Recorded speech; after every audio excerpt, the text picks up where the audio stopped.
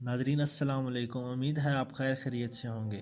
نئے آنے والے ناظرین سے گزارش ہے کہ ہمارے چینل انسنی تاریخ کو سبسکرائب کریں، ویڈیو کو لائک کریں اور ویڈیو پسند آنے کی صورت میں دوستوں کے ساتھ شیئر کرنا مت بھولیے گا۔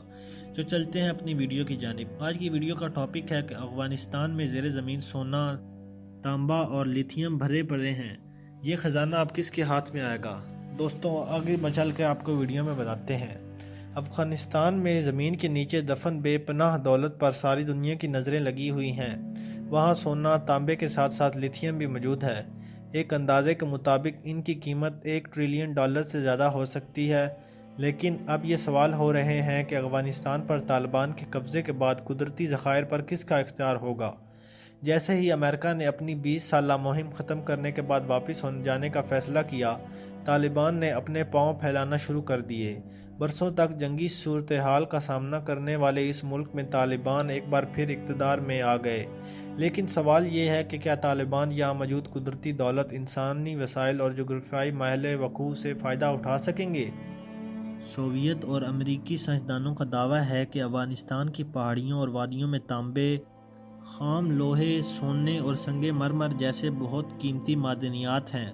اگرچہ افغانستان ابھی تک ان کی کھدائی اور انہیں فروخت کرنے کے قابل نہیں ہوا، لیکن ان سے حاصل ہونے والی کمائی لوگوں کی زندگیاں بدل سکتی ہے۔ ناظرین، انڈیا، برطانیہ، کینیڈا اور چین کے سرمایہ کاروں نے وہاں کئی معاہدوں پر دستخط کیے ہیں، لیکن کسی نے بھی ابھی تک کان کنی شروع نہیں کی۔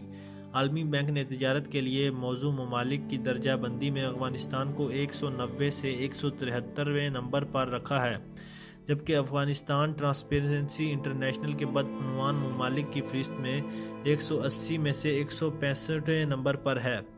نقشے ہیں لیکن کانیں نہیں ہیں۔ کان کنی کے لیے بہترین مقامات کے بارے میں معلومات ایک طویل عرصے سے حاصل ہے۔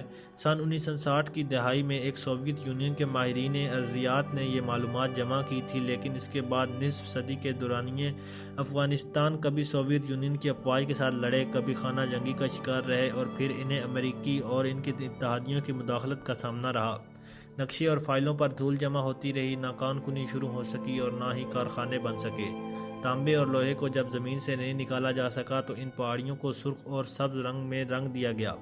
ہاتھوں سے کان کنی کے طریقے سے صرف لیس، سنگ مرمر، زمرد، یاقوت کی کان کنی جاری ہے، اور یہ سب کچھ بنیادی طور پر طالبان کی جانب سے ان علاقوں میں کیا گیا ہے جو افغانستان حکومت کے کنٹرول میں نہیں تھے اور پاکستان سمگل کیے جاتے تھے۔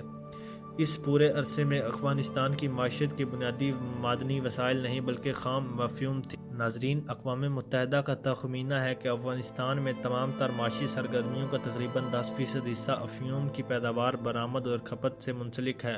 افیون کی برآمد افغانستان میں باقی تمام چیزوں کی برآمد سے دگنی ہے۔